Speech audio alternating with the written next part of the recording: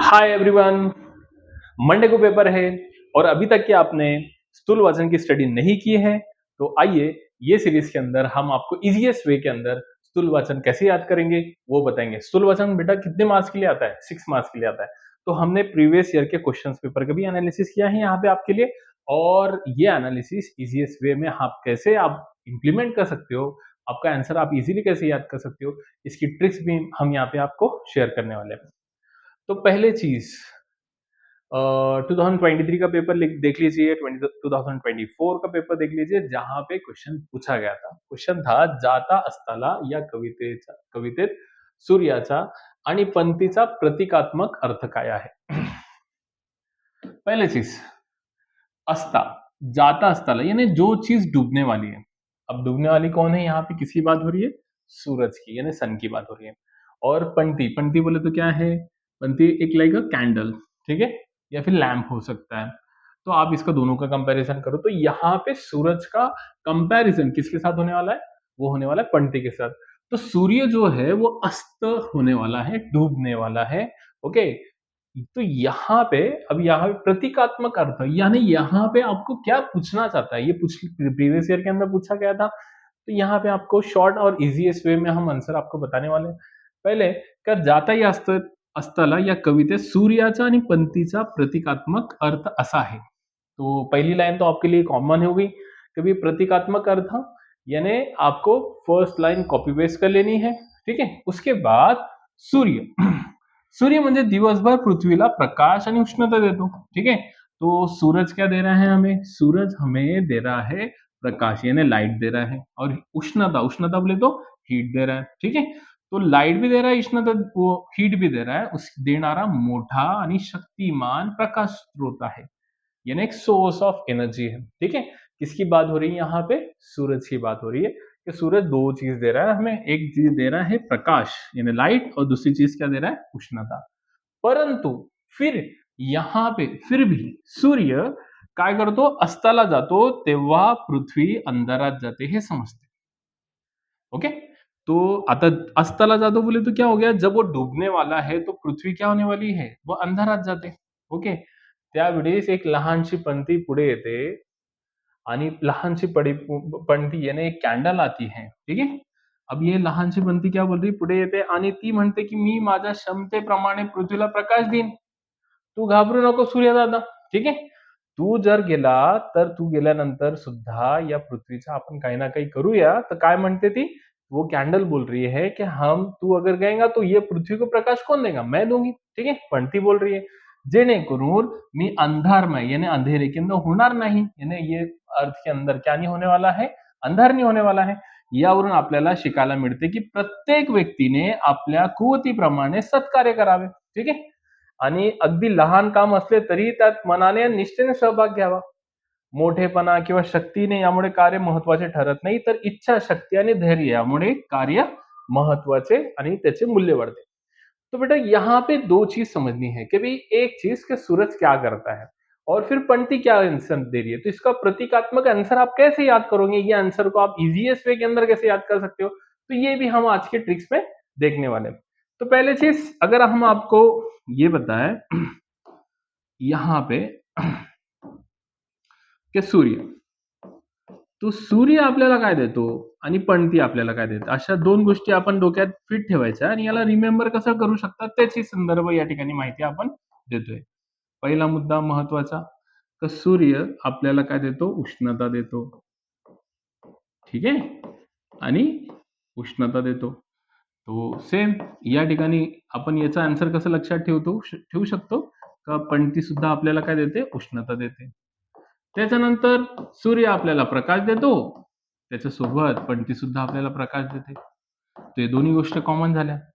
तो आता या ठिकाणी काय लक्षात ठेवायचं का सेंटेन्स कसं मेक करू शकता तुम्ही? सेंटेन्स कैसे बना सकते हो? तो सूर्य उष्णता देतो आणि सूर्यप्रकाश पण देतो, आणि मग शेवटी शेवटी काय होतं? सूर्य अस्त होणार आहे यानी डूबणार आहे। ओके, तो अब अस्त जर झालं यानी अंधेरे में होने वाला है, तो हमारी जो अर्थ है वो काय में जाएंगी? ब्लैक शेडो में जाएंगी, है ना, अंधेरे में जाने वाली है।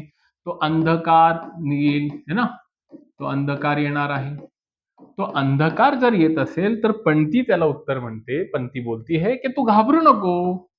ओके, मी या पृथ्वीला अ, अंधकारपासून काय करणार आहे? संरक्षण प्रदान करणार आहे. ठीक आहे? तो या पद्धतीनुसार तुम्ही त्याचा आन्सर लक्षात ठेवा. तो इझिएस्ट वे मध्ये तुम्हाला हा 2 पॉइंट मध्ये इम्प्लिमेंटेशन. तसे माणसाने मग शेवटी तुम्ही काय लिहायचं? माणसाने सत्कर्म करत राहायचं. काय करत राहायचं? परिणामचं महत्व नहीं है, सत्कर्म. काहीतरी चांगलं काम करण्यासाठी प्रेरणा असली पाहिजे आणि कुछ तो अच्छा करने की कोशिश करना चाहिए बेटा. तब जाके आपको इजीएस्ट यहाँ पे मोटिवेट किया जा रहा है. ठीक है? चलो लक्षात आ गया, समझ में आ गया. तो इस तरह से आपको ये बात याद रख लेनी है. ठीक है? सेकंड क्वेश्चन अगर हम देखें तो एक पहिला क्वेश्चन तो आपको सेकंड में हो गया. ठीक आहे. थोड्याशा पाण्यावर कसे वाढवावे, थोड्याशा पाण्यावर कसे वाढावे याचा अर्थ, याचा नमुना म्हणजे कॅक्टस. अब कैक्टस तो ये प्लांट तो पता होगा आपको. ठीक है. तो कॅक्टस के बारे में क्या बताना चाहता है? तो कॅक्टसला पाण्याची फार कमी उपलब्धता असलेल्या वाळवंटीत कायम वाढू शकतो. अब जहां पे पानी कम रहता है तो वहां पे क्या होता है? वहां पे कैक्टस बढ़ता है ना? जहां पे पानी कम है तो यानी इसका मतलब क्या है? जहां पे रिसोर्सेस कम है तो वहां पे वो अपनी लाइफ को डेवलप कर रहा है. यानी जरूरी नहीं है कि तुम्हारे पास हर चीज अवेलेबल हो. तो यहाँ से वो बात बताना चाहता है. कॅक्टस मुळे लांब पसरलेली असतात. कॅक्टसची जी मुळे आहे उसकी जो रूट्स है वो बहुत लांब पसरलेले, त्यामुळे तो जमिनीतून थोडीही पाणी लगेच शोषून घेतो. शोषून शोषून बोले तो खींच लेना है ना, स्टोअर करणं. शिवाय तो पाण्याचा साठा करतो, स्टोअर करतो आणि पानं काढून टाकतो. त्यामुळे त्याचं बाष्पीकरण कमी होतं. बाष्पीकरण काय होतं? कमी होतं. तर यामुळे कॅक्टस जो आहे तो पाण्यावर, कमी पाण्यावर कसं वाढतो याचं महत्वाचं एक्झाम्पल आपल्या समोर ठेवलेलं आहे. बघा, हा झाला तुमचा आन्सर. याला तुम्ही इझिएस्ट वे मध्ये कसं लक्षात ठेवू शकता त्याचे संदर्भ हे तुमच्या समोर मी मांडून देतोय. बघा एक्झाम्पल, कधी पहिलं या ठिकाणी आपल्याला कॅक्टस लिहिता आलं पाहिजे तर आपण असं लिहू कॅक्टस, है ना. तो हा झाला कॅक्टस. कॅक्टस बद्दल पहिली गोष्ट, तो कमी पाण्यावर जगतो. ओके, कमी कमी पाण्यावर जगतो. हा एक पॉइंट राईट डाऊन करायचा. ठीक आहे. दुसरी गोष्ट, आता पाणीवर कमी जगतो, त्याच्यानंतर त्याचे बाष्पीभवन जे आहे, त्या बाष्पीभवन, आता हा बाष्पीभवन काय होते? कमी होते. हे पण आपल्याला या ठिकाणी समजतं. तिसरी गोष्ट, तो या ठिकाणी कमी पाण्याचा स्रोत म्हणून कमी पाण्यात सुद्धा वाढू शकतो, म्हणून तो एक प्रकारे पाण्याचा साठा जो आहे तो करून ठेवतो. या ठिकाणी असं 3 पॉइंट लक्षात ठेवा. जर तुम्हाला हे 3 गोष्टी लक्षात ठेवले तर तुम्ही इझिली या ठिकाणी आन्सर देऊ शकतात. म्हणजे काय?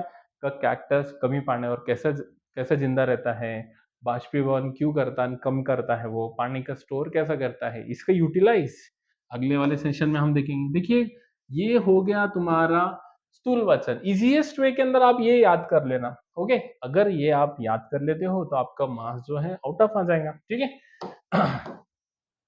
Next question. अभी यहाँ पे नेक्स्ट क्वेश्चन की अगर बात बोले तो क्वेश्चन एक बार पूछा गया था सैग्वारो कैक्टस के बारे में. तो सैग्वारो कैक्टस क्या है? सैग्वारो कैक्टस वही उसके प्लांट्स के और उसके टाइप्स के बारे में यहाँ पे क्वेश्चन पूछा. सैग्वारो कैक्टस हा कॅक्टसचा राजा म्हणून ओळखला जातो. कोण है ये? ये एक राजा है, किंग है. ठीक है.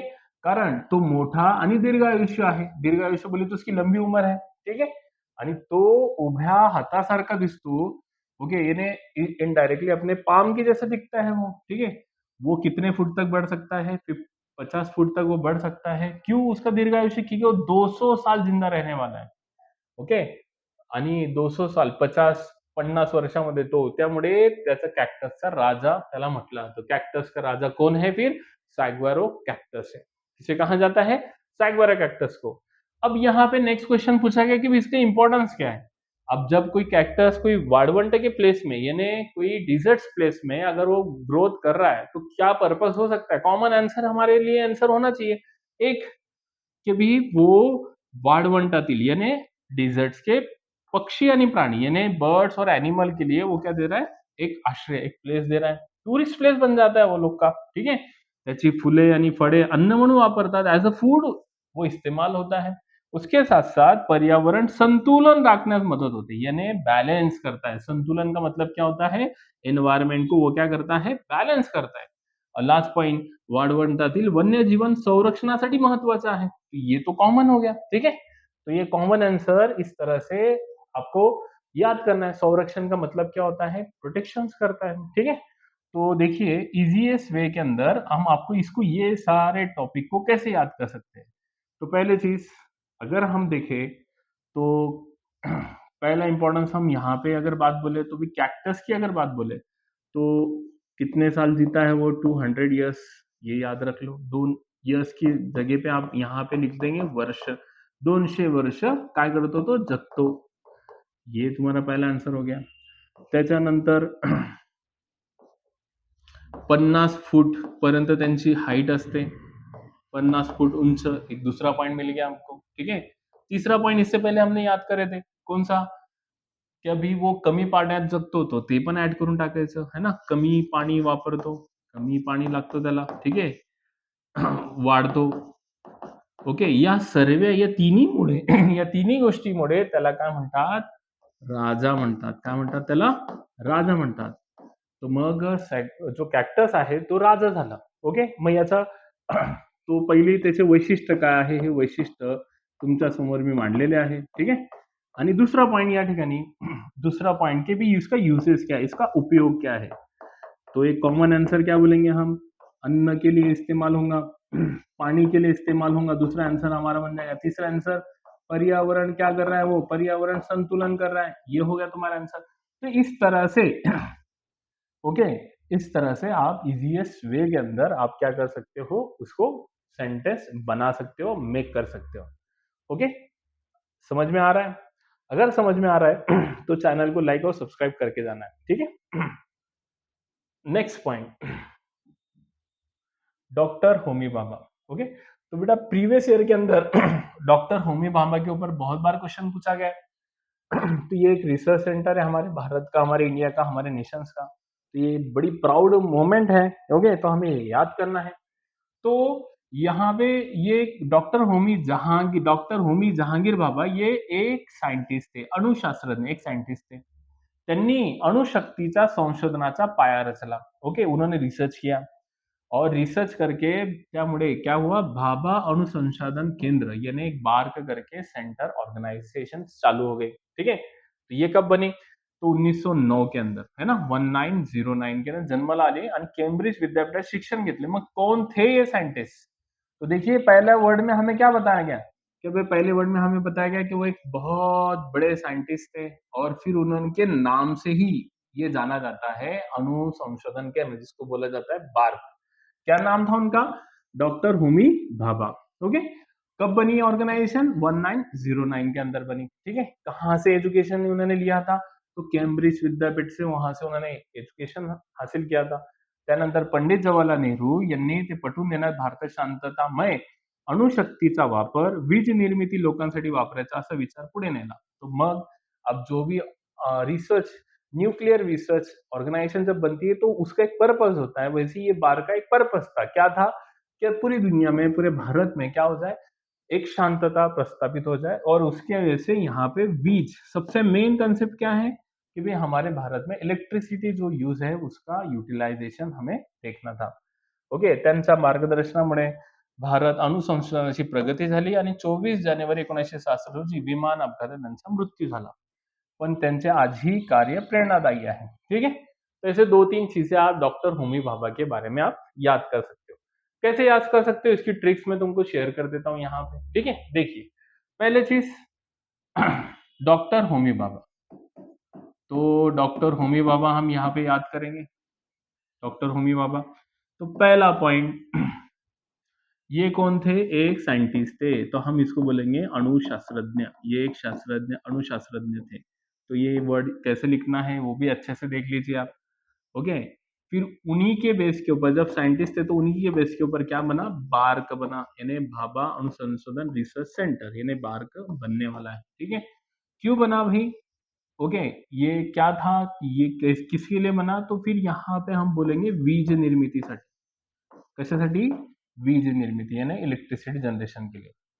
अब जब विनिर्मिती करना है तो हमें इनडायरेक्टली हमें क्या करना है, वहां पे शांतता प्रस्थापित करनी है, ठीक है।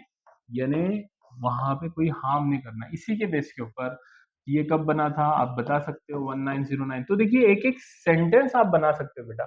डॉक्टर होमी भाभा अणुशास्त्रज्ञ होते. डॉक्टर होमी भाभा यांनी बार्क संस्था काढली. या बार्कचा जन्म 1909 मध्ये झाला. त्याचा पर्पज जो होता, त्याचा हेतू जो होता, वीज निर्मितीसाठी होता. आणि भारतामध्ये शांतता प्रस्थापित करणे हा त्याचा महत्वाचा, जागतिक स्तरावर त्यांचं नाव फार महत्वाचं आहे. त्यांच्या नंतर त्यांनी विमान अपघातामध्ये असताना त्यांचा मृत्यू झाला. तर हे 2-3 पॉइंट लक्षात ठेवा, झालं. म्हणजे कमी शब्दामध्ये तुम्ही त्याला कसं लक्षात ठेवू शकता याची ट्रिक्स मी तुम्हाला शेअर केली आहे. ठीक आहे, लक्षात आलं. तो बघा, या पद्धतीनुसार तुम्ही हा जो सेशन आहे तो पाठ करा. ठीक आहे. तो या पद्धतीनुसार विद्यार्थी मित्रांनो हा जो सेशन होता तो आपला संपला. बघा हे जे इम्पॉर्टन्स पॉइंट होते ते लक्षात ठेवा. इझिएस्ट वे मध्ये तुम्ही काय करू शकता, हा टॉपिक हा जो 6 मार्काचा विषय आहे तो कव्हर अप करू शकता. जय हिंद, जय महाराष्ट्र, धन्यवाद.